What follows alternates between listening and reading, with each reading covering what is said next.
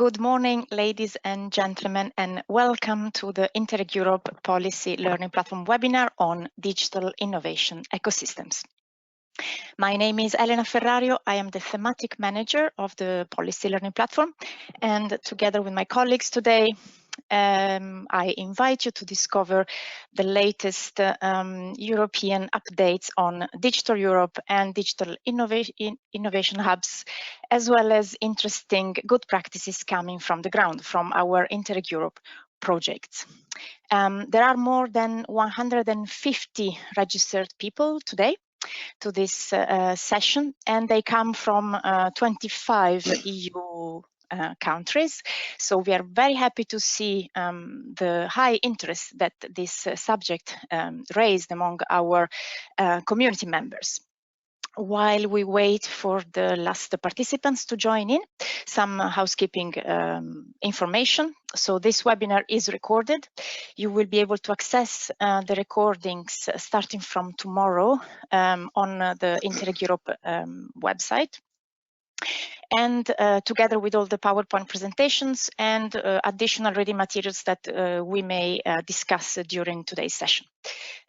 You are warmly encouraged to interact with our speakers by asking questions, giving your remarks, using the questions function that you see on the right-hand side of your screen.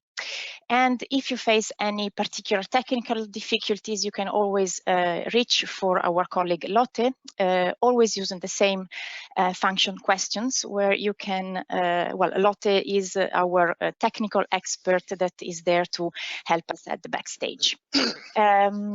Before diving into the actual subject of today's webinar, a few really very short words on the framework that allows us to be here today, which is the Policy Learning Platform of Interreg.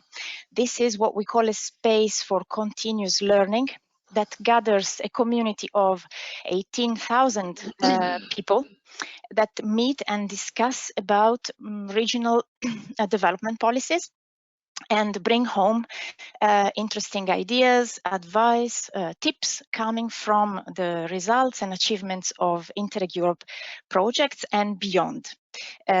Coming from this analysis of the results of Interreg Europe projects and the way they capitalize and we capitalize on their results, we offer different types of services to our community members. We offer, well, regular publications on our website on the latest EU policy trends and interesting results from the project. We offer gatherings like this one of today, now of course only digital for the moment, where we exchange on interesting results of Interreg Europe. And maybe the most interesting for our audience part is what we call the peer learning, the most tailored service, which are our peer reviews. Really a fully fledged service for the specific beneficiaries that ask us for support to solve their specific challenge. At the end of this webinar, we will be able to maybe give you a little bit more information on this peer review service that we really would like to promote to you, because we believe in its strengths. Now I'm happy to ask my colleague Marc Pattinson to join me on stage. Marc is our thematic expert for research and innovation, and he will be the main moderator for today's session. Good morning, Marc, and welcome. Good morning, Elena. Thank you. Good morning to everybody. Thank you for being so numerous to join us today. Our webinars are not meant to be private affairs, but they're meant to be there to share knowledge. As Elena said, we're very pleased to have so many representatives from across Europe's different regions. We've got a fairly packed agenda, and as Elena said, I'm the lucky moderator today to try and keep everybody to time. You'll see we have three main blocks of activities that we want to work through today. Most important part, and I reiterate what Elena said, use the chat to ask questions. We'll have a little time after each presentation, and also a structured discussion at the end of at least half an hour. So we aim to be interacting with you using the different tools from about 11:30. But the main message I want to share first with you is the excellent speakers that we've got online today. So they'll put their cameras on quickly so you can see who they are. So firstly, Sandro D'Elia, who's a project officer at DG Connect. He's going to give us our first insight to the digital transformation ecosystems that the Digital Europe program is preparing. So thank you for joining us, Sandro. Our next two speakers come from sort of the community. They represent you with good practices. So Cristian Gotia from the RDA in Romania, and we're talking a bit about the ARAD City Digital Transformation Strategy, part of the Monitoring Risk 3 project. So welcome and thanks for joining us, Cristian. And then he'll be followed by Claus Zeppelzauer from ECOPLUS Austria. He's representing INKREASE and another project, but that would be you'll see him later online. And so that will give us the insights for hopefully stimulating the discussion in the last part of our session with you today.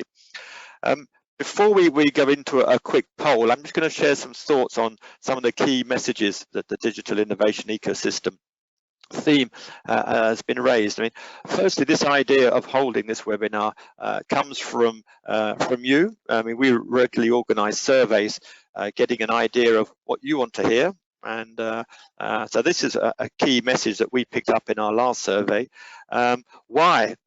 Why is it important? Well, I think the first message is that amongst the three European key priorities, you know, when we talk about obviously the sanitary crisis, the resilience for regional economies, but we also have the Green Deal and the digital transformation. So as part of Europe's overarching strategy, the word digital appears in a very, very regular manner and also in a very direct way for regional actors, regional authorities that you represent. Within the Digital Europe agenda, we have a strong technology drive, a very ambitious program of co-investment, whether it's through the Horizon Europe or the other specific programs, and the key words in terms of those technologies you'll be familiar with are the sort of artificial intelligence, the high performance computing, cybersecurity. So these are underpinning some of the initiatives that you are developing. DG Regio, in its wisdom, has updated the guidance on the Smart Specialisation Strategy agenda, and in what they call the key enabling conditions. There are 7 of those in the new program. Digital transformation is one of the major themes that regional authorities are asked to address. And as you all know, the regional smart specialisation strategies are an important condition for implementing your operational program, so triggering co-funding with the ERDF program. So S3, ERDF and Digital Europe are all part of the same agenda of driving the digital transformation. I couldn't not say something about SMEs on this first slide. I think it's one of the driving forces in your regional operational programs, in the thematic objective, the TO3 within our Interreg community. It's the main focus, and identifying the barriers to uptake digital solutions, sharing the good practices that some of the SMEs are developing, and acting as key players in the digital transformation of economic sectors. SMEs are clearly a priority, and I think we'll hear from Sandro later on how the emerging European digital innovation hubs are going to be supporting the modernization and digital transformation of SMEs. Last but not least, I think, in Interreg Europe, we deal with, territorial dimensions, and we'll have a little insight later on in the program on some of the digital challenges linked to different parts of the European Union. And I'm thinking particularly the differences between the access to services in rural, in mountainous regions compared to the metropolitan and big cities. And so I think we need to think of the whether it's social justice, whether it's equal access. It's one of the key messages that we've picked up in some of the review of good practices on the digital scene. That's all I wanted to do, just give you a few insights into some of the messages that we've been picking up through the policy learning platform discussions. A quick poll now just to assess where you are on the digital innovation strategy transformation. Quite a quick and easy call, so use your mouse to answer. Has your region developed a digital innovation strategy? Yes. We've got one already. Second answer, we are planning to have one. No, I don't know. Well, if you're amongst the 100+ people on here, I hope it's not the last one, but click away and then we'll have a quick feedback on the results before I hand over to our first speaker.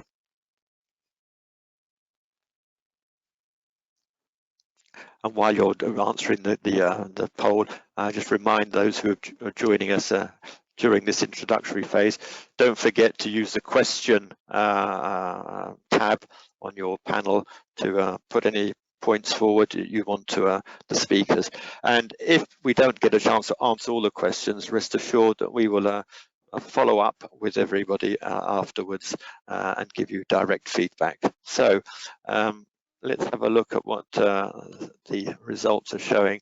We've got over a good third on the yes, another 20% on the in process, and 25% no, and a small 19% who are going to have to do some more homework. So that will be all we have to say on the poll. So let's move on now, and I'd like to welcome our first speaker, Sandro D'Elia from DG Connect. If we can have your camera and microphone open. Welcome again. You know the ground rules. I'm not going to take any much more of your time. You're more interesting than me, and for the speakers and the attendants, that's what they've signed up for. Sandro D'Elia, the floor is yours. Thank you very much. So my name is Sandro D'Elia with accent on I. I work in the unit dealing with digital transformation industrial ecosystem, and I'm very happy to be here because actually I work on digital innovation hubs. We are doing a lot of work on digitalization in the regions, in the local context, but I don't know much what Interreg is doing. So for me, it's an opportunity to understand better the context. Let me start with a quote from Ursula von der Leyen. This is a speech at the end of 2020. She said that the challenge for us is to go ahead with the digitization of the single market. We have to invest in a new network of digital innovation hubs all over Europe.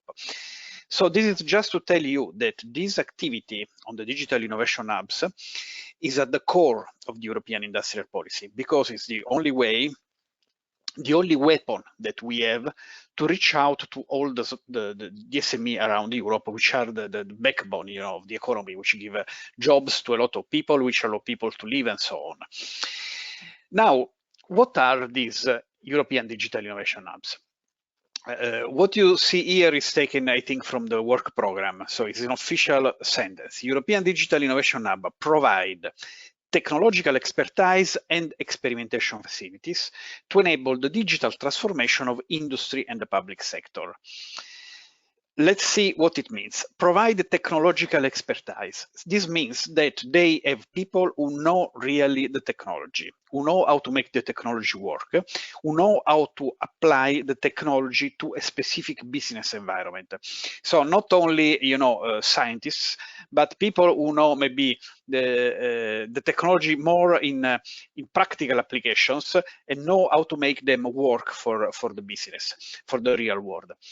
And experimentation facility. So it means that a hub will very likely have also the possibility to help companies to test, to play with technologies, to experiment, because this is a big problem for companies. I mean, an SME, the SME I know are often very good. They know how to do their job. They may also be innovative at the forefront of their business. But if they have to use a new digital technology, which is expensive, is complicated, they don't know if it really fits, they may not have the possibility to spend upfront a lot of money just for testing, just for checking how to integrate it. So an experimentation facility is something very important because it will allow the companies to work in practice, to make their hands dirty with the technology before making big investments that for an SME can be a real problem. Please notice that there is also another chapter in the big European program, Digital Europe, which supports the hubs, which is the test and experimentation facilities. The test and experimentation facilities are a few big facilities which are supposed to provide, up-to-date technology and very, very high-tech for testing. So the same concept, but in big, and will be just a few across Europe. Now, what we expect is that a digital innovation hub may have, for example, if they work on 3D printing, let's say something that everybody knows, they may have something in-house to test the technology, to play with it, and they will refer to the big test and experimentation facilities which work on Industry 4.0, supported by Digital Europe program, but that maybe is in a completely different region of Europe if they need something which is more advanced. So the key word is local. The hubs have to be able to work locally, to speak the same language of the companies, even language in terms of, national language, but also business language. So not only speak Polish or Portuguese, but also to know what the wine sector in Portugal needs, know the business, know their ground. And in this way, they will be able to support, to enable the digital transformation of industry and the public sector. So this is something important. We are not addressing only industry, we are addressing also the public sector, because the public well-working public sector is, of course, very important for an economy which works well. So this means that the participants typically in a digital innovation hubs will be on one side the technological guys, the geeks, from a research organization, a technical university, a technical school, or whatever. But they are not enough, because typically a research organization does not know much about the business. So they have to work together with the cluster, Enterprise Europe network, organizations like yours, accelerators, incubators, industry associations, who can reach out to the companies, who can talk to the companies, who know what they do and what they need. And then in this way, they will be able to bring the technology to real use. The services that the hubs are supposed to provide are roughly 4. Test before invest is what we discussed up to now. So you need to use a new ERP system. You don't know how to introduce in your system. You need to do, I don't know, electronic invoicing. Then you will have a hub which helps you to test different systems which are on the market, which drives you through the thing, which help you also in terms of training. This is the second part, skills and training.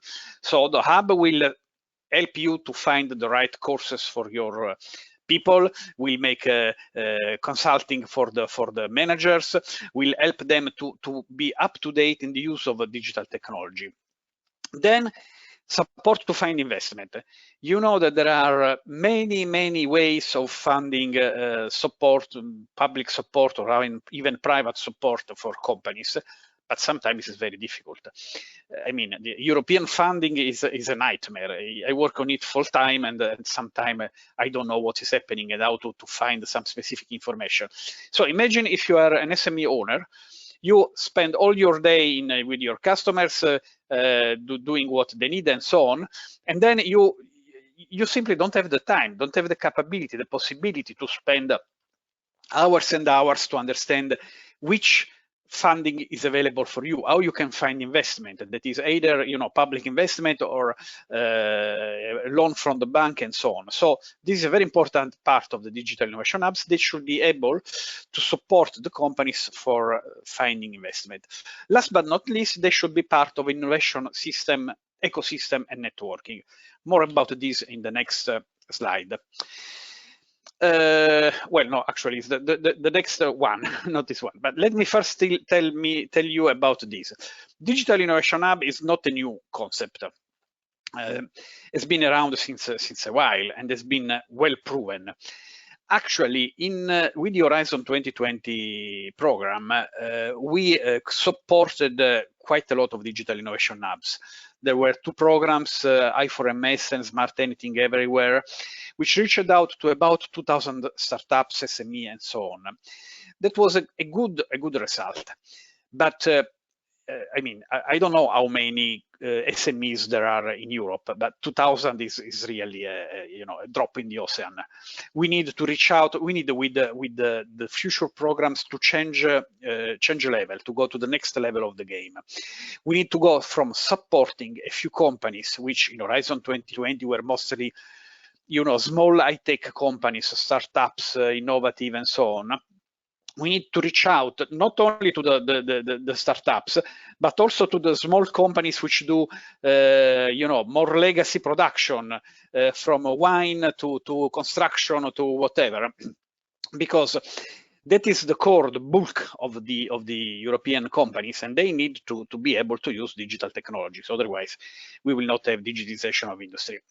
So for this reason, we working with member states. We work a lot with member states, which have to provide half of the funding. They were involved in the selection process. The objective is to have a hub within a working distance for every company in the EU. Initially, we said in every region. Well, the region is a vague concept and is different from member state to member state. But the idea is that if you are a small company, you should not take 3 days and take a plane to go to a digital innovation hub. You should have the possibility to have a meeting easily, quickly, close to where you work, and they should understand what you need. Now, this is about the network. Yeah, the hubs have 2 faces, 2 different faces, like a coin. On one side, there is this concept of being local, of being within working distance, so talking the same language of the business, being close to the activities, and so on. But then there is another aspect. We want to build a network. Why? I mean, there is a quite obvious added value, because if you are a small company in the south of Sicily and you need to do something which is quite sophisticated, which is done, I don't know, by simulation on high performance computing, you will not find inside Sicily a university, a hub, a structure which can help you to do this. But the local hub can take the SME under the arm, and bring them, for example, to the Barcelona Supercomputing Center or Jülich Supercomputing Center. So one of the big centers for high performance computing, which do this every day. I mean, it's their main business. And that will be, supported by another digital innovation hub. So the idea is that the hub should do what is needed, should be specialized in what is the excellence of the region. If it is wine production or mechatronic or whatever, they should be knowledgeable on what they do locally. But of course, they cannot know everything. And there will make no sense to try to duplicate competence which is available somewhere else in Europe. So for the things that they don't know technically, they will simply be part of the network. And there will be a central office called the Digital Transformation Accelerator, which has the role of being, the hub of the hubs, let's say, that will have to build, grow, and support a network, make events, maybe in the future, even physical events. You remember physical events when people met, they could shake hands, and these kind of things. Maybe we'll come back in the future. So organize events, organize courses, organize ways to make people collaborate, know each other, and find business together. Basically, if you are a hub in a region and you don't know how to deal with something, the DTA will be a phone number to call and say, hey, I have this problem. Can you suggest me another hub, another initiative in Europe that can help me? And their role, their job will be to help you in this. So through the Digital Transformation Accelerator, hubs will be part of a European network. Of course, this will be, I mean, a first level of collaboration. It is also very likely that we will have more structured collaboration, where you have all hubs, for example, across the border that work together with companies on the other side of the border because they normally do business together. For example, in Italy, you have Sud Tirol, where a lot of companies work with companies in Austria. It's just behind the mountain. So it makes sense to have a cross-border structured collaboration. This is also something which is possible and will be well appreciated. Or you can have a network of hubs which work on cybersecurity across Europe. They may work in different regions, completely different regions, but they will have the similar interests, and so they will set up a structured collaboration so that they know which specialization each one has, and so on. I think that I may be already beyond my time. So my last messages. What's next? What's happening now? We had the first step, that is the designation process from member states. So member state had to give us an initial list of designated hubs that will participate to the European call. This is, I think, is completed. I don't know if there is 1 or 2 member states who still have not given the complete list, but okay, we are there. Unluckily, we hoped to have the call in February, but it's end of February, so it's not been done. With all the delays in the decision process in European institutions, now we are, I mean, our internal hypothesis is to open the call in summer, basically in June, and have the deadline in September after the summer break. This is the working, I mean, the timing on which we are working internally is not fixed yet, because it does not depend on us. In any case, what I can tell you is that the call for the digital innovation hubs will be the first call of the Digital Europe program. So as soon as it will be possible to have the first call, this will be the call for the hubs.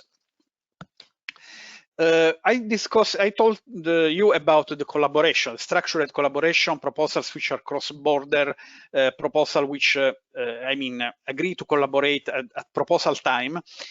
And I want just to underline that you, Interreg, can have a role here. I mean, I suppose that you know what is happening in other regions, where are the strengths of other regions, and so on. So I invite this community to be active. If you are involved in a digital innovation hub, if you are, if you know somebody, you probably know also what would make sense in terms of cross-border collaboration. So be active in this, because we consider, in the evaluation, we will consider a proposal which includes a cross-border collaboration as, you know, positive, because there is an obvious European added value.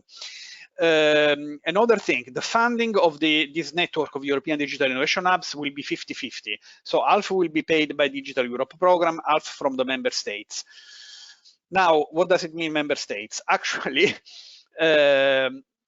the money provided by member state very likely will be coming also from ERDF, from European regional funds. This is not yet 100% sure, because you know that the European Commission is ruled by lawyers, not by somebody else. And so I understand that there are still some legal issues to be ironed out. But also another very important point is that the RRF, the recovery fund also could be used to support the digital innovation hubs. One important point is this.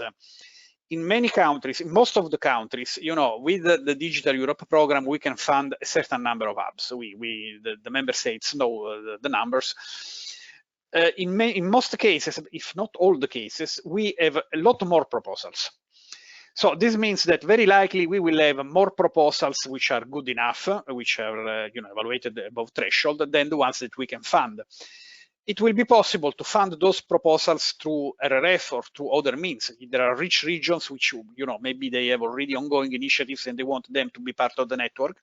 These proposals, which have passed the European call, so not any hub, but a proposal which has been pre-selected by member states, has passed the European call, but did not get the money because was maybe, you know, there were too many before in the list. They can be part of the network, so supported by the Digital Transformation Accelerator, be part of all the events and so on. also if they are funded through other means.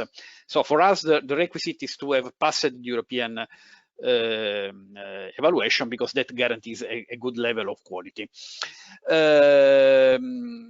So for these things, I just suggest to stay tuned, because of course, as soon as we have a legal certainty, we will inform member states and all the stakeholders on how funding can be provided. Last but not least, so what are in the end the European Digital Innovation Hubs? For us, the Digital Innovation Hubs are the tool to deploy digital capacities. So to make sure that all the companies and the public sector across Europe have somebody to reach to get access to the digital technology that they need for their business. As such, this is a very important, let's say, tool a weapon in the arsenal that we have to support the digital transition and also the green transition, which are the main objective of European policy in the future years. And I really hope that it will work, because it's, I mean, we don't have another plan B, let's say. It has to work. It has to work well, and I hope it will do. That's all from my side.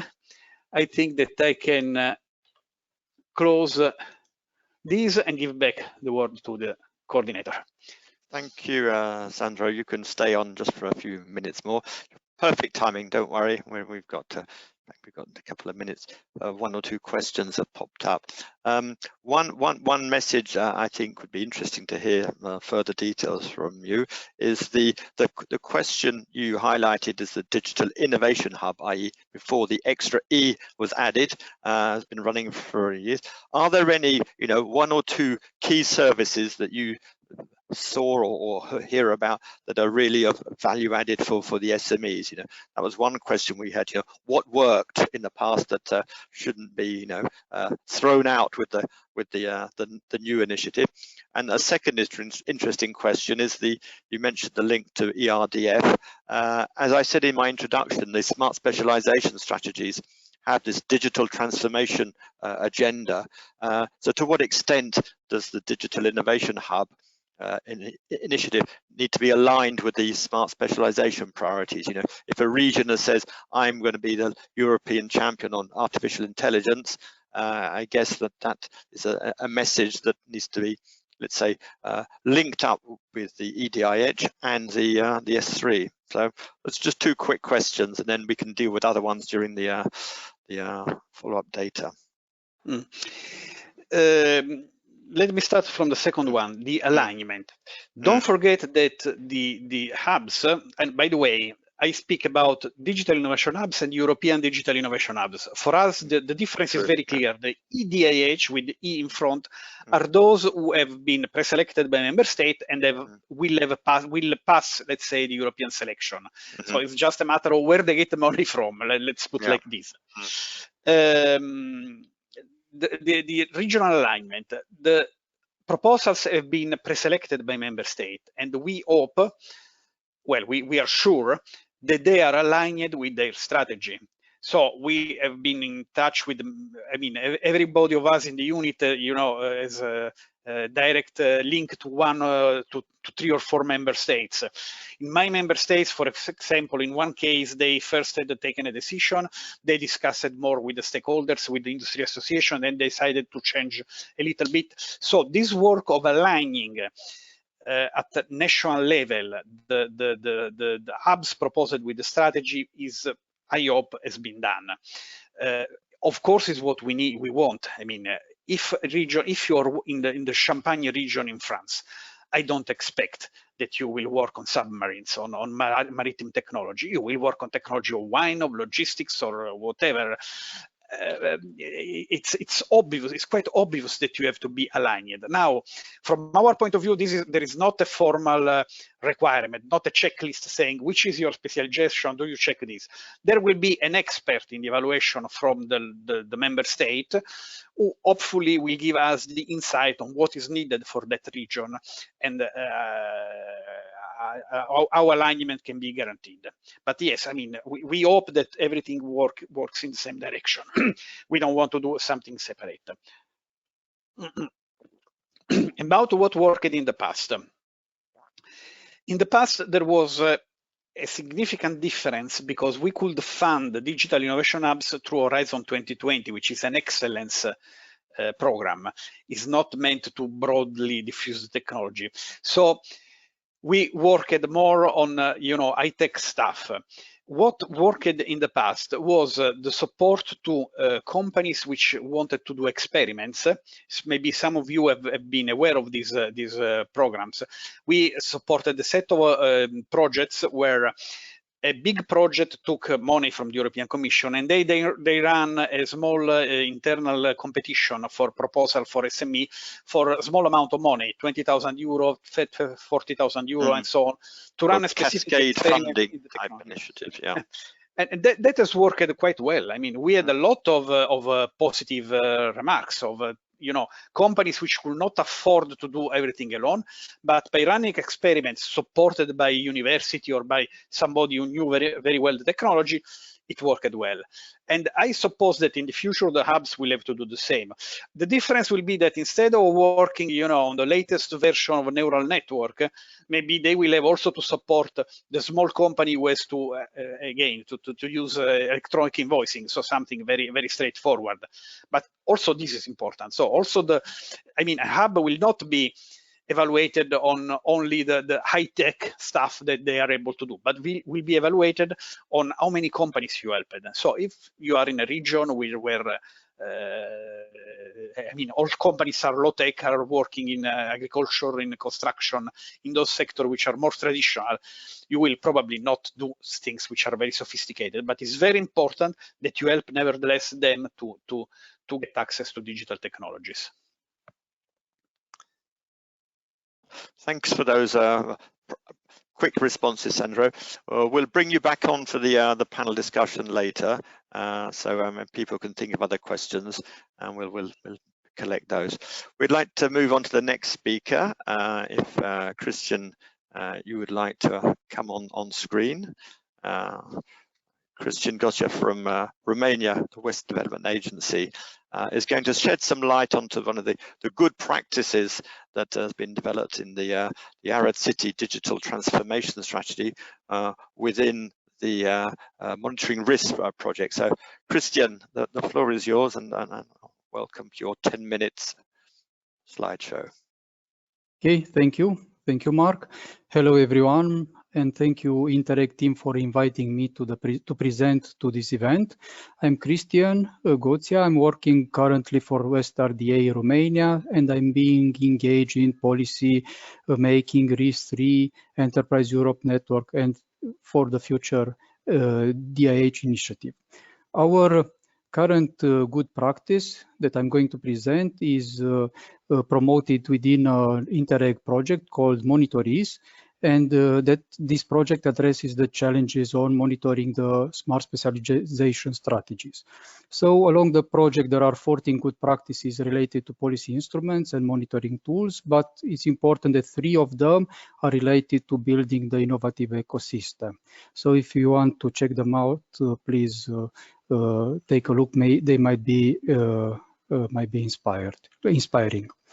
Our good practice is related to the initiative made by ARAD City, and could be relevant for also for medium-sized communities or small-sized communities who are willing to take steps in the direction of digitalization, smart city administration, and so on.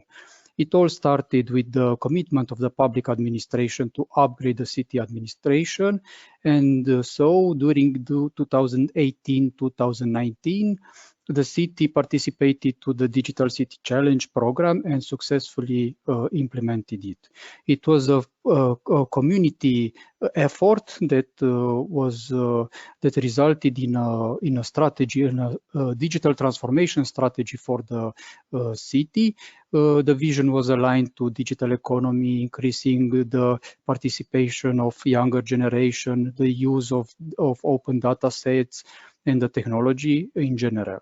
But in terms of result and in terms of the good practice that I'm proposing you today is not the strategy itself, but the monitoring system. And what is important related to this monitoring system, it it is that it is very practical. It leaves space for all stakeholders to take action and to be engaged in the city transformation, and it is concrete. It is very hands-on, focused on concrete activities. The community established only 10 key performance indicators, and all these 10 key performance indicators were adopted, and some activities have already taken place. In terms of effects on the local community, it is that the local administration created a policy instrument to publicly finance projects related to digital transformation for the digital transformation of the public services. It was created a digital office under the direct supervision of the mayor of Arad that is managing with all the digital projects related to administration. In terms of participation, and this is very, very important, the effect was, after this strategy, a small IT community in Arad took place with informal meetups, training, support groups that are currently working and currently harnessing all sorts of local resources for their projects. The university was also involved in this initiative by creating a hackathon that is related to administration projects and challenges. Some innovating projects already took place there. And for 2021, it is intended to attract new talents from abroad and to this hackathon to be an international one. At regional level, there are some synergies that took place. The West Region EDIH concept has successfully passed the national selection. The Arad city won the Intelligent City Challenge, also with Timișoara city. Let's say that in terms of recommendation, 2 recommendations are related to monitoring. And what is important to say is that KPIs, the use of the KPI in a small strategies, in a small local strategy, helps very much to become relevant for the stakeholders to engage. If the indicator used are way too theoretical, then it's very hard to establish a connection with the local community that is willing to engage actively in this initiative, local initiative in this term. So measuring, it's okay to be in a very, very practical way, and it is a very important compass for the local action. If it's too theoretical, then usually stakeholders are not feeling that they are engaged in the initiative. Okay, but if we talk also about the community, it is important to have some practical experience in talking with businesses and understanding the business community. We can say that the local expert that was engaged in this Arad City Challenge is also an active expert in the Enterprise Europe network. So it was a very, very important resource also. If we want to create a sustainability framework for our initiative, it is important to build a business case for the community. Challenges, ideas, and money and roles have to be clearly stated. And last but not least, it is important in such initiatives that are based on technology and ideas, innovation. It is important to understand the younger generation expectancies and values. Because how can we do that? It is important to create a selling point to attract the younger generation so they can board in this initiative and to become active stakeholders and to implement the activities proposed by the action. Okay, that would be very, very short. In case you have some further questions or you want to get in contact, you have on this slide my contact email, and also the contact email of our local expert who was engaged in the Arad Digital City Challenge, and also member of Enterprise Europe Network, and currently working as a professor for the local university Aurel Vlaicu in Arad. So this would be my presentation. And excellent. Thank you, Cristian. I mean, it gives you a very good example of how the bottom-up approach of a city designing at its local level the digital strategy, which we often talk about regions. And Elena, are there any particular questions that have appeared in the chat that you want to share with Cristian? Yes, there are. Thank you, Marc, and thank you, Cristian, for this presentation. Indeed, some participants do have questions for you. I would highlight maybe two for you at the moment, and maybe we can take the others at the panel discussion. One comes from Ninetta asking, what is the cost for this comprehensive digital transformation effort in Romania, and how is the economic sustainability ensured for the future? And the second question coming from Natalie saying, what is actually the policy instrument that supports projects related to the local digital strategy? Oh, okay. So related to the cost, if I understood well, this initiative is very at the beginning.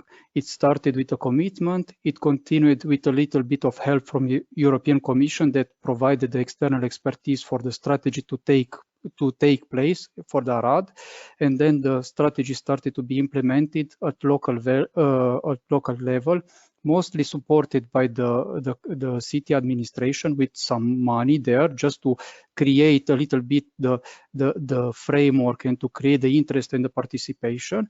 And now we cannot say what we do know for certain is that the call created by local administration was around 100,000 euro for innovative projects related to digitalization. But for the future, we foresee that the pie will grow bigger. And that's why I emphasized on the following steps that our region is now engaging in creating a digital innovation hub, and will participate in the call at European level.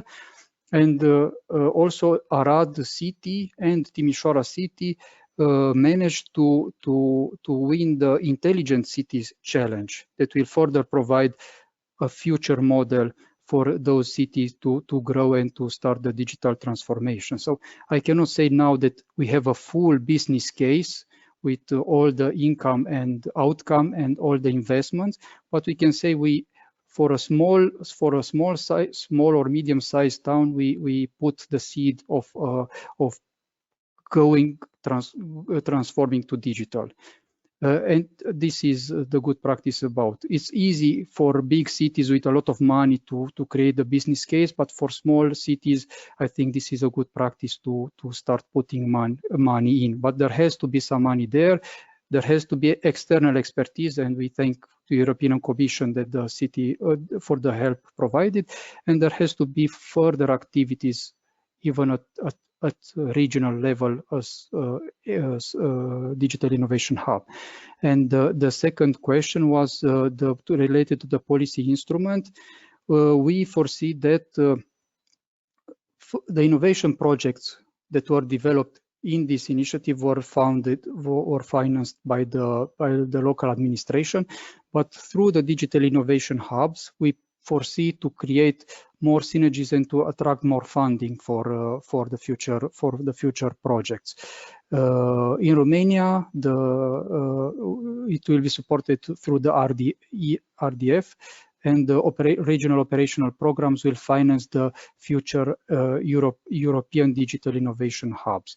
In Romania, I'm not sure, I don't know to be other hubs than more hubs beyond the future European digital innovation hub. So most of the funding would go to to a limited number of hubs. So that would be the policy instrument that will support further the local initiatives. Okay, excellent. Thanks, Elena, for raising those points with Cristian, and thanks, Cristian. And you can join us later in the little panel discussion at the end. Move now to our next speaker, Claus Zeppelzauer from ECOPLUS in Lower Austria. You're going to shed some light on the House of Digitalisation and the experience you've got in taking this project through different stages to what I understand now is on sort of the Digital Innovation Hub agenda. So, Claus, the floor is yours. Okay, thank you very much. Hello to everybody all over Europe. I'm very happy to present or to share our experiences and thoughts about digital transformation in the digital innovation ecosystem. Thanks a lot for the invitation. My name is Claus Zeppelzauer from ECOPLUS, the business agency of Lower Austria. So I want to talk a little bit about the digital change in Lower Austria. In 2017, the government established an own office for digitalization for all actions which are going on in the province. Besides, ECOPLUS was commissioned to start the development of a program, and the program was called House of Digitalisation. In 2018, Lower Austria launched an own strategy for digitalization, and ECOPLUS started with the implementation of our lighthouse project, House of Digitalisation. Beside the connects to Interreg Europe in 2016, we joined the project INKREASE. Hello to our lead partner Emilia Romagna, and we started the project Clusterix. And in 2019 there was the start of Inner Industry and next to MET. And where are the connections? The Lighthouse project of the Lower Austrian Digitalization Strategy is the program House of Digitalization. It's financed by EDIH and means local funds of the regional government. And we improved, with the help of the Interreg Europe project, INKREASE our system, and we shared it as best practice in the industry and next to MET. Yeah. What's the House of Digitalization? It's a three-step process. First, the first step was to develop an intelligent network. The network is, so let me say this, the engine of the project, and it builds up on the existing competences in Lower Austria. And I've mentioned it's the engine. Here we connected SMEs with industries, with universities, and this is very vivid and fruitful. The second step was the development of the virtual House of Digitalization. It's an online platform, a so-called innovative hub, where you get information about projects, about fundings. There are terms from digitalization are explained in a very, very simple way. You get support for project development, you get information about trainings, and we highlight best practice examples. It's not Apple, it's from small and medium-sized Lower Austrian companies.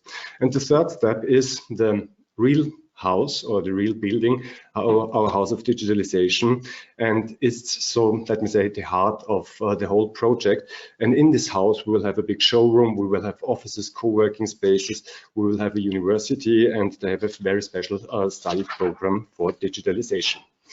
What are the learnings from the good practice? I've mentioned our project INKREASE, and in France, in Brittany, there is the platform Craft, and we thought, okay, there is a very big connex to our idea of the virtual House of Digitalization. And in a very intensive discussion, we get really improvement for how to run the program or how to run the platform, how to maintenance the web platform, which content is necessary, which incentives do you need that this platform is really get really started. So and in INKREASE, we've learned from the virtual house or from others for our virtual house, and in Inner Industry and in next to MET, others are interested to learn from us about the network, about the development of the digital innovation ecosystem in our region and beyond. The topic of in industry is how can clusters support digital transformation? The topic of next to Met is how can rural regions next to metropolitan areas use digital transformation to be more attractive? So why is our House of Digitalization a good practice? Yeah, the House of Digitalization was successfully involving all relevant stakeholders in the digital innovation ecosystem. This means research institutes, education, businesses, and business support organizations. This was the first time that we had this approach. It was within Lower Austria. This was the first step. The second step, the network was enlarged to the neighboring Austrian regions, and together with partners from Vienna, from Burgenland, and Upper Austria, we established the Austrian Digital Innovation Hub East for the East region, and this DHOST program is supported by the Austrian Ministry for Digital and Economic Affairs. And now we are preparing for an application for an European Digital Innovation Hub, and we are looking forward to cooperate with other European Digital Innovation Hubs with a similar approach. Namely, our approach is an SME need-driven instead of a purely technology-oriented approach. And in this way, also from INKREASE project, we have contact to the region of Navarra, to the European Digital Innovation Hub in Navarra. The challenges for policymakers are, you need incentives for the corporations, and how do you monitor all these results? Policy improvement. In June 2020, the Lower Austrian government, the Department for Economy, launched a new support scheme for digital transformation. The aim is to help companies in time of COVID on their way in or by the steps of digital transformation. The Interregional Europe project in industry, it started in 2019, there we've discussed good practices for digitalization vouchers in Slovenia and in Portugal. And these discussions have influenced the idea for this new support scheme in Lower Austria.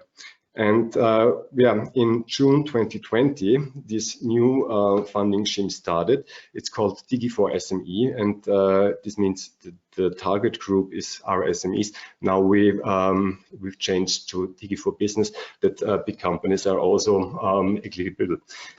Sorry. The target group was a group of potential sorry for this word. We tried to reach companies we never had reached before, to be honest, not the usual suspects. And till now we have more than 1,200 applications and, as I mentioned, companies we've never worked with before. And some recommendations. In Lower Austria, we have 98% of SMEs. This means put the need of the SMEs in the center and not the technology. You need incentives for the cooperation or to cooperate, that the stakeholders cooperate in your digital innovation ecosystems and strengthen your strengths. This means build your ideas up on existing competences within your regions and connect to complementary competences beyond. Thank you very much. Excellent. Thank you, Claus, for those rather, I thought, quite inspirational the way you've managed to connect with other regions and integrate new ideas that have worked elsewhere, which I think is it's at the heart of the policy learning platform, Interreg Europe, and it's always nice to see it put into practice. And I think Sandro has made it very clear in his first intervention that they are looking for cross-border international initiatives to back up the wise words. Every region will naturally say we're the best, we're the top, we can do this, but I think the doing it together obviously makes some sense. I can see Elena there, so it means she may have some questions for you, Claus. And Yes, I have a question for you, Claus, or maybe two, but let's start with the first one. Coming from Etienne, congratulating on the interesting approach. He says, interesting how Lower Austria started with the network and then went on with the infrastructure. It ensures a good cooperation of stakeholders early on. And the question is, what made you select this approach? Was it lack of resources maybe for a concrete infrastructure at the start, or good understanding of the local context? Yeah, please. The approach was, we got the task, do something in connection with digitalization, and then we didn't know what to do because everybody was talking about let's make a digitalization cluster and so on and so on. And we have a special cluster philosophy in Lower Austria, and therefore we started an analysis. What digital competences do we have in Lower Austria?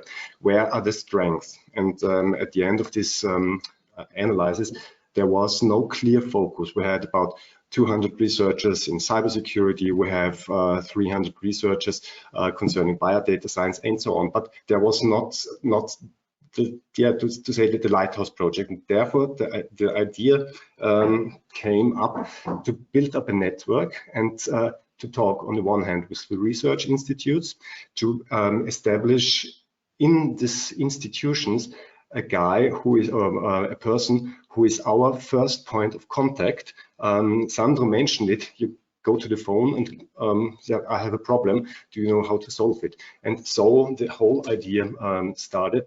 And the real house, the infrastructure, this is the heart of the whole project, because every action should be coordinated out of this real building.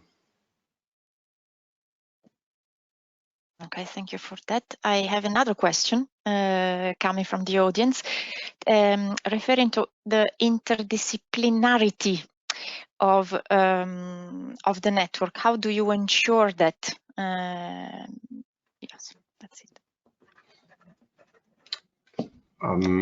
How do I ensure the interdisciplinarity? The whole network is managed by one colleague or by two colleagues of mine, and they talk every week to the different persons. And if you have one discipline, they are very creative and they say, okay, I have this task to do. Maybe I can connect it, or maybe I connect these people to other researchers and they never talked before. Or if I see there's a small company and they have a special problem, they know how to connect the right people. Yeah, I think it's what Sandro said about making the services accessible, what they call working day or working accessibility. And I think that applies as much to the interdisciplinarity resources as to the physical or the centers of knowledge.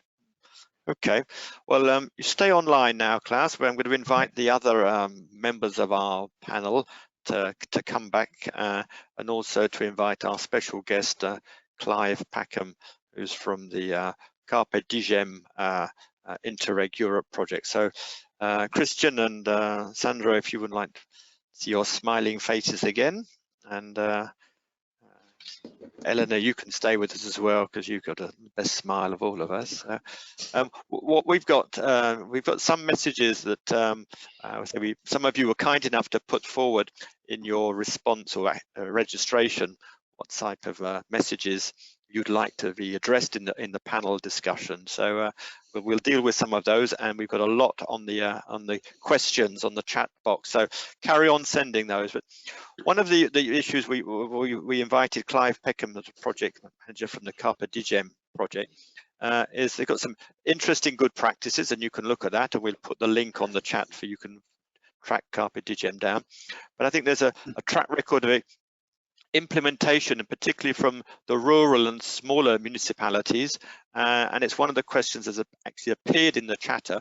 So Clive, would you just give us some insights into Carpe Diem and use the opportunity if you wish to ask a question to any of the panelists. So you might switch your mic on. And great, thank you very much. Thank you for this opportunity, Mark, to just a very quick the Carpe Diem project is an Interreg Europe project, which DGEM as obviously is digital innovation ecosystems, but particularly we focus on a partnership which includes rural and peripheral regions across Europe.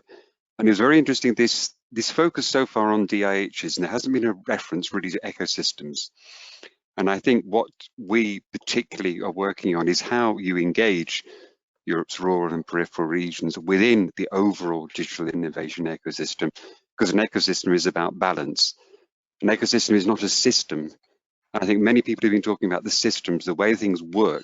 Here we're looking about the balance, the way the different parts within the system interact. And I really want to put this question to all of the panelists here. How can we achieve this within Europe to ensure that Europe's rural areas are not simply users of services, but actually contributors to the innovation ecosystems? Sandro was talking very much about this digital transformation accelerator. Now, within when Madame van der Leyen initially put forward the priorities of digitalization and the green transformation, we need to see specific focus on rural areas. And within your digital accelerator, can you focus on this area? Can you focus on the specific needs? I'll just give you one or two as an example. You talk about the role of public bodies, but no, very often these are very small. For example, in France, you have the commune, also in places like Finland, there may be representing 2,000 people. How do you create these clusters? How do you create the clusters of these small public bodies to really look at their needs, look at the territories they're serving within small and remote areas? There are great similarities. So it's great to look at border cooperation, but actually the needs are the same across Europe. So, okay, you may need a cluster looking at a specific thing like artificial intelligence, like a specific industry, but actually the needs and requirements of these smaller local authorities are actually more or less common. So how do you cluster across these international borders? And that's something we've been looking at. And there's some very good examples from Slovenia. Another example looking at SMEs. You mentioned this test before invest, Sandro, but actually there's another step before that. And I think there's a project now starting in the northwest of Ireland, the Innovation as a Service, where you're establishing brokers, digital brokers in local digital innovation hubs, which focus on a very small community. And they are the bridge, which is actually enabling local SMEs to even understand before they test. And I think there's this education inclusion role, which is fundamental. So here, these are one or two examples. I know I have just 2 minutes to give you.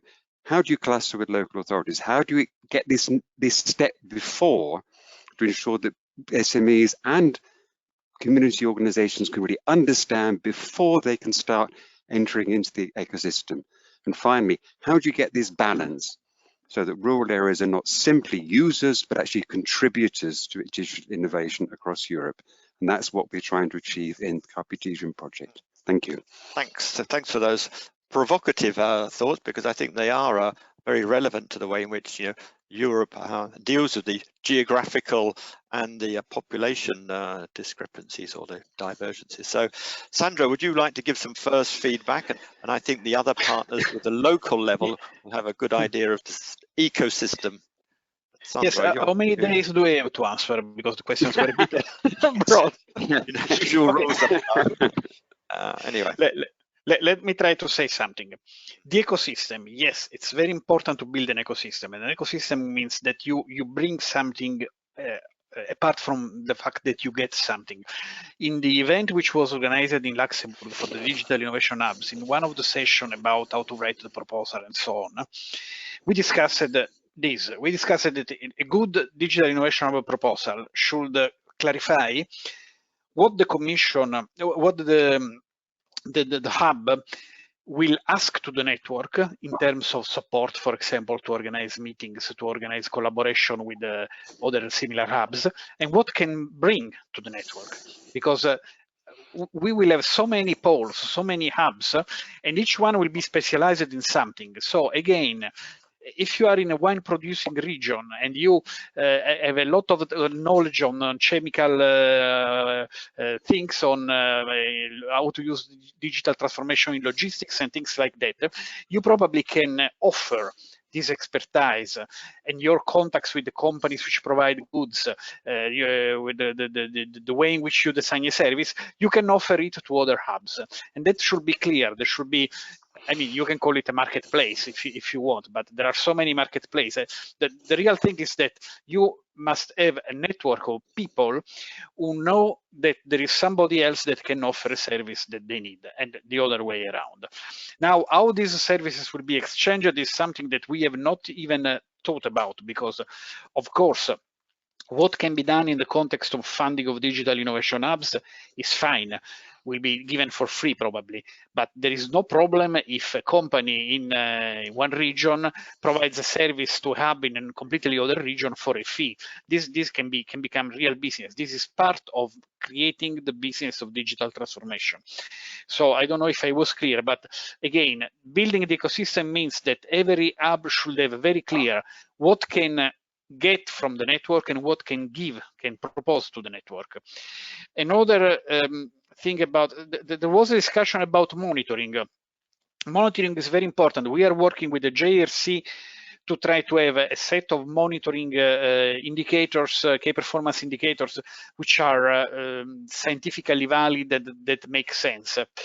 I'm quite sure that we will change a lot the KPI during the lifetime of the hubs, because we don't know exactly, cannot imagine everything. But we will measure a lot, and we will try to understand how things work, with the objective, of course, I don't expect that in the first year the hubs will work 100% from the start. It will be difficult. You will have to reach out to people, to make yourself known, and so on.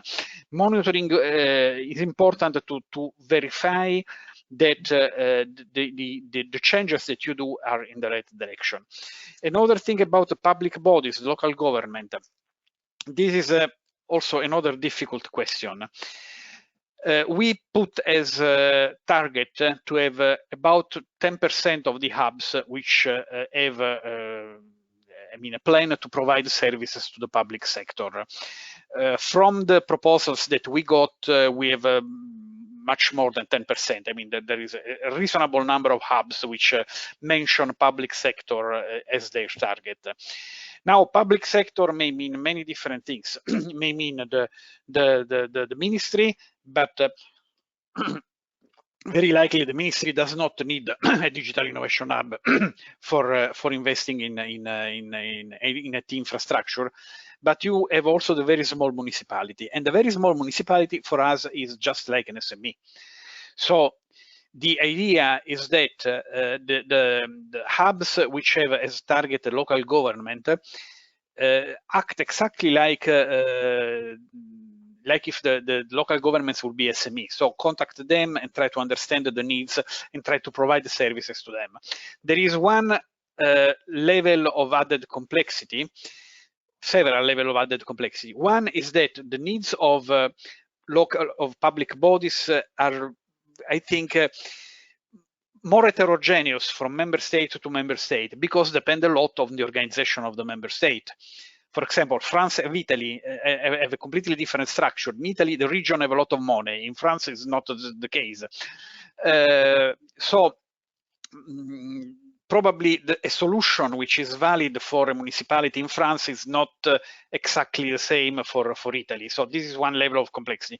The other level of complexity is that the local reach is probably for public sector is not feasible. I mean, you cannot have in every region a hub for the local the public bodies in the region. So this means that in member states, in large member states like Germany, France, Spain, we will have maybe 2 or 3 digital innovation hubs who deal with the public sector, and which will not be geographically close to all the small municipalities.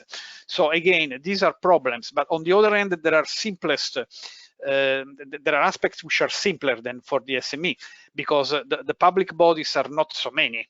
So it's easy to understand which municipalities there are in a country. It's easy to know which agencies are working in the various regions and so on. So I don't know exactly how it will work, but what I can tell is that we have a target of having a certain number of hubs dealing with the public sector, we will certainly reach this target because we have a significant number of proposals, and is again the public sector, from our point of view, is very similar to the SME in terms of need, because very often they have a similar dimension. Okay, I think, Sandro, you've helped answer some of the issues, Clive, and also what I've seen on the chat.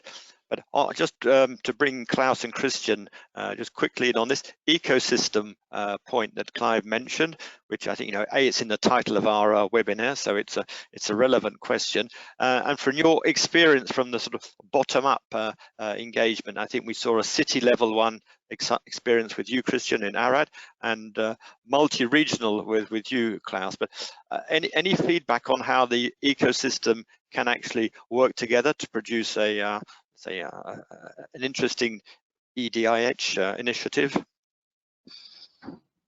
Who wants to go first? Claus, your lips are moving, I see that. We have the approach, I've mentioned the project Digital Innovation Hub East, together with Vienna, the province of Burgenland and Upper Austria. And there we have 3 tasks on the one hand, but the first step is to inform the SMEs about digitalization, because a lot of them do not know what's behind, which opportunities are behind this. The second is to learn, to make qualifications, and the third is to implement, to go into concrete projects. And all over these 3 or 4 provinces, there are a lot of competence. There are a lot of competences so far, and then you have to combine that the SME has really benefit from this. But this is hard work. Yeah, I agree. Cristian, you're at a city level. The ecosystem is quite a detailed breakdown of the roles you highlighted in the Arad city. Any feedback or response to the point Clive mentioned? Well, I think for us as a region, because we are involved in Enterprise Europe Network since 2015, we already had, let's say, the basic infrastructure and the basic relation with the business environment. But we haven't had so much relation with the public administration in terms of this digitalization challenge. So what can I add? I can say that because I also saw a question there, what is going to happen with small communities under 10,000 inhabitants if they want to tackle the digitalization challenge? So what could be done there? I think that the easiest way, or the answer is to team up with some other small communities and try to create even an informal network. Then the second step is start documenting on good practices that are already there at European level, because the Interreg platform provides a huge library with good practices. And then you start getting in contact with the local knowledge hubs like RDAs or universities or hubs that are working proactively with the local community, and then start building a model that and create this how is this called in Smart Specialization Strategy, the basic volume with challenges and resources and so on. The critical mass. I'm just going to give before I ask Elena, let's see whether she's spied any good questions. There was one I saw earlier on in the discussion, and it's towards Sandro. It's related to the notion of the seal of excellence, and to what extent, if some projects are above threshold but don't get funding, the eternal question of Horizon 2020 and particularly the instrument for SMEs. So the Seal of Excellence is like, you know, you are very good, but sorry, we run out of money. But maybe your government and your region will want to pay for you. But have you had any discussions on the Seal of Excellence, you know, and its relevance to the EDIH? Yes, for once, this is a simple question. The answer is yes. The proposals which are above threshold will get the Seal of Excellence. This means that if they are not funded under the Digital Europe program, they can ask for funding under the RRF or local regional funds, which in some cases will be the case, and they will be part of the network. As I discussed before, we want to give the possibility to member states to go beyond what is provided by Digital Europe, and this can be done if there is money available somewhere. Somewhere. Okay, thanks. Elena, have you picked up any interesting questions? Yes, thank you, Mark. So there was one really question, yes, sent at the very start of the session, related to the way certain member states have made use of the fundings for innovation hubs before this new wave. As you said, Sandro, this is not new as concept. And in some countries, maybe the support was not given sufficiently. So the question of Silvia was, or is, how does the Commission ensure better support and coordination with the member states in order to make good use of the funding possibilities? And then, okay, maybe I stop here and then we continue.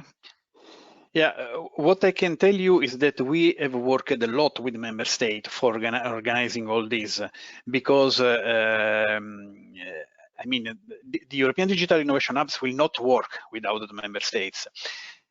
So in my unit, everybody of us has 3 member states. We are in regular contact with them. We answer their question. We have phone calls, and we had several dedicated workshops. We will have one in 10 days dedicated to member states to take stock of what the situation is and what are the open problems and so on. So we have put a lot of effort, and member states also have put a lot of effort in this. We discussed it because there were many, you know, different legal constraints and so on. So I believe that the problem of coordination with member state is, I mean, is well managed. It's not a problem, I would say, in the sense that they know perfectly which hubs are now in the process of being created. They pre-selected the hubs. We discussed how to merge some proposal, for example, how to make sure that the proposals cover all the regions and are not located only in the capital and this kind of things. So I'm quite confident that all the information is there. Then, of course, there may be some political reasons for which a hub makes a decision which you know, not everybody will agree with, but this is outside of our control. Okay, thank you. And then maybe I move to my second and last, probably for this webinar, at least so far. Coming from Artur, I think this is a question that can be asked to all panelists. On one hand, okay, Artur asks to give 3 tips to really very concrete advice on how to make sure that your project is approved. So what are really the 3 top elements that one has to take into account for getting the project funded? But I would really like everybody maybe to give their advice on this question. A very challenging one for all of you, but I mean, 3 good practices for winning European funding is the sort of subplot. I don't think Sandro can officially answer the question in that direct way, but let's start with Clive. You know, what would be your 3 tips for you know, getting this EDIH across the winning finishing line? Well, I can give the example from some of our partners, because there are now 3 or 4 of our partners who have been involved in submitting, ones that have now been on the approved national lists. And I think that their approach is to ensure that the DIH actually serves the needs of the region in question. And again, I think something to Sandro, it directly relates, number one, to some of the key activities, for example, the tourism DIH in Mallorca. We also have within the Slovenian, again there, that also addresses the issues of the local authorities. It's really one that directly represents the needs of the communities and also integrates the needs of the public sector, the SMEs, and actually provides the solutions within the DIH that they need. It's just relevance. And I think that's key. Number one is make it relevant, make it inclusive, and make it directly relevant to the key economic and activities within the country or the region which is presenting the DIH. Okay, well, I think you had 3 answers in there. I heard at least 2. So, okay. Claus, you've had time to write your 3 winning messages. What's what? This is 3 tips. I think the first is there must be a good concept, and in the best case you have best practice examples how it worked in a regional way. The second is, in my opinion, it should be SME driven by the need of the SMEs. And the third is cooperation within the region, within your country, and with all over Europe. Excellent, thank you. Cristian, what are your from West Romania, your tips? Well, I only have one. At least the one that helped our region a lot is that we, in 2019, we joined the DHelp Academy. So we used this external expertise chance to develop our concept for the DIH, and because we already had the dialogue with the SMEs, with the digital, with administration and so on, but we didn't had the right framework to put the problems in this DIH from the DIH perspective. So we applied for the DHelp initiative. We successfully passed that program, accelerated program, let's say, and then we successfully passed the national selection. So there is a lot of expertise out there. Just try to use as much as possible. Reinvent the wheel. Yeah. Okay. Yes. Sandro, you can have so 3 tips you say. Yes, that's right. Okay, the first one is be concrete and specific. We want that digital innovation hubs do something specific and do it very well. Don't try to sell that you do everything. Don't try to say that you do artificial intelligence, cybersecurity, public sector administration, industry 4.0 and everything else, because it's not credible. Explain what you know and which parts you don't know, and for which parts you will go to others, and how to especially explain which is your target, which companies you will look at, how you will reach them, if you have a structure to reach them, if you, in general, how will be the contact. The second is similar. Don't oversell your idea. Don't think that the experts are stupid. I mean, if you are saying that you want to cover the entire nation, the entire territory of your country, and you will open an office in every department of France, I mean, you have roughly 1 million per year. How do you pay the salary to open an office in every department of France? It's simply not credible. So don't believe that the experts who will evaluate these are stupid.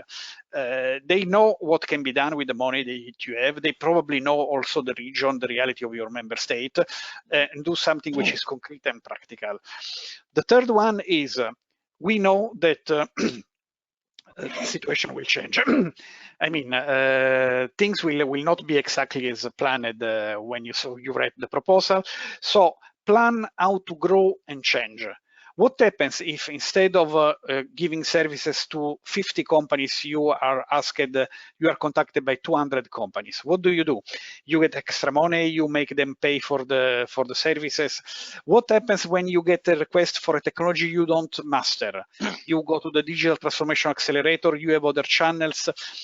explain this, explain how you will manage change, because it's sure that change will be there.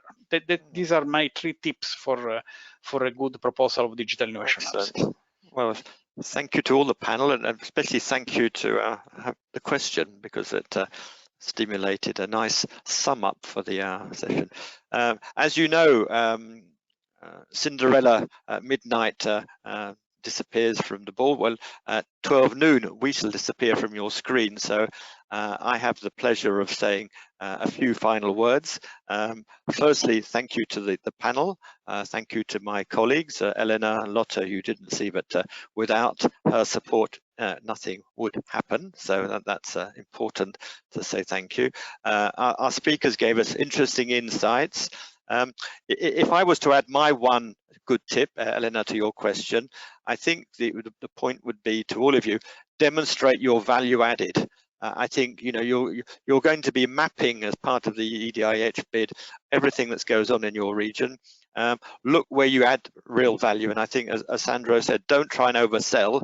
Focus on what you're good at and sell that, and make sure that's clear. So demonstrate your value added.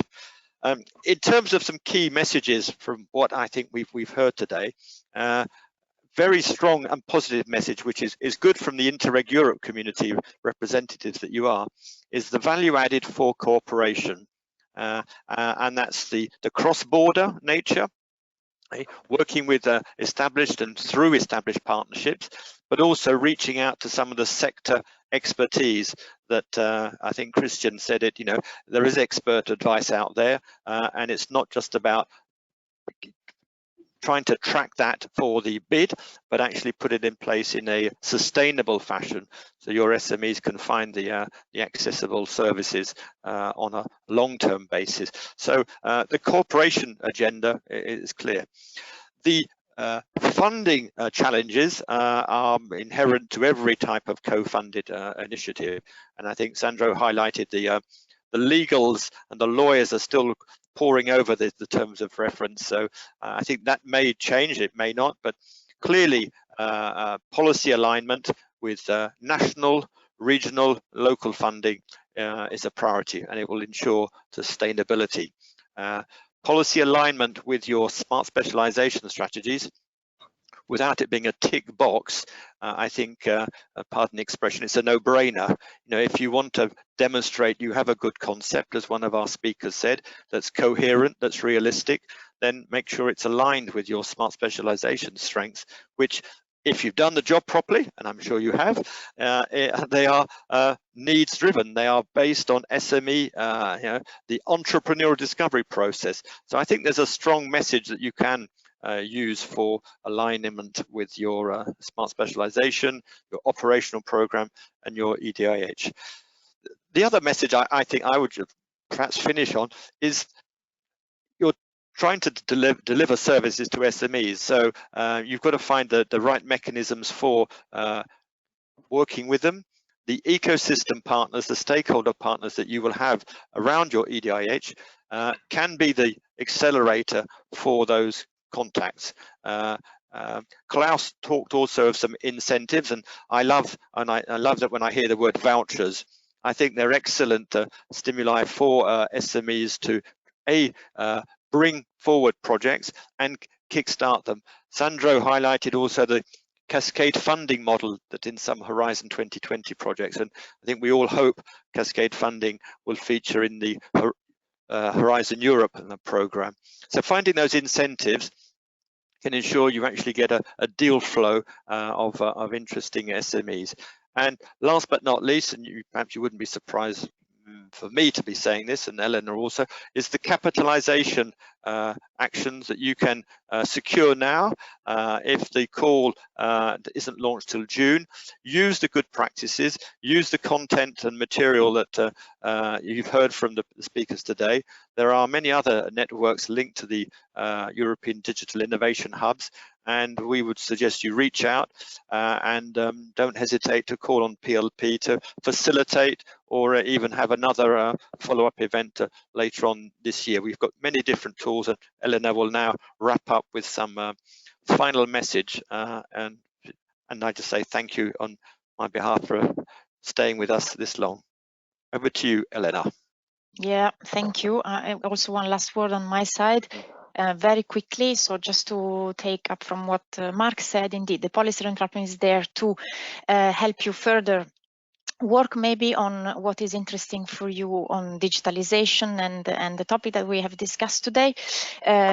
You can use the feedback survey that you will be asked to fill in just after this webinar to give us your suggestions and ideas, both for, of course, improving our services, but also for suggesting possible topics that you would like to see featured in our future activities. So please do not hesitate to reach out for us and ask us for help on that. I again mentioned the peer reviews. We do not have time, unfortunately, for the video, but still you can have information on our website on what this is, and you can always reach out for me to ask specific questions on this service, which we believe is really interesting for you.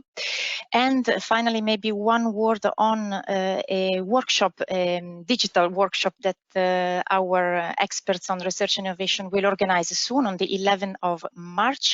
We are organizing a workshop on university industry collaboration, so you're very welcome to join and have a look at the agenda that is available on our website. I stop here as well.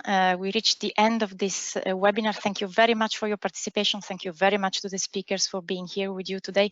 For those of you who have posted some questions, we will come back to you in writing, and I will also ask our speakers to kindly support us with that in the coming days. And I wish you all a very nice afternoon and end of the week. Thank you very much and goodbye.